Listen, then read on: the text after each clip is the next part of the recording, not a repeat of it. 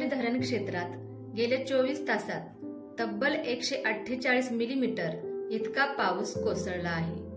मुसळधार पावसामुळे धरणाच्या पाणी पातळीत झपाट्याने वाढ होत असल्यामुळे धरणाचे दरवाजे आज कोणत्याही क्षणी उघडण्याची शक्यता व्यक्त केली जात आहे।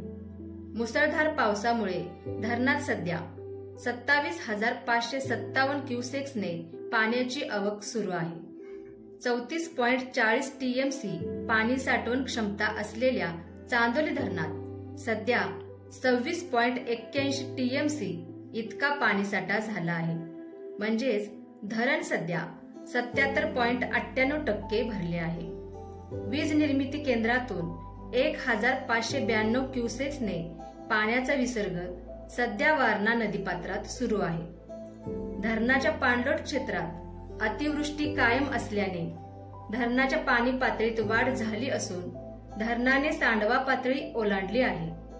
धरणाची पाणी पातळी नियंत्रित करण्यासाठी धरणाचे वक्राकार दरवाजे आज कोणत्याही क्षणी उघडावे लागण्याची शक्यता असल्यामुळे नदीच्या पाणी पातळीत वाढ होणार आहे।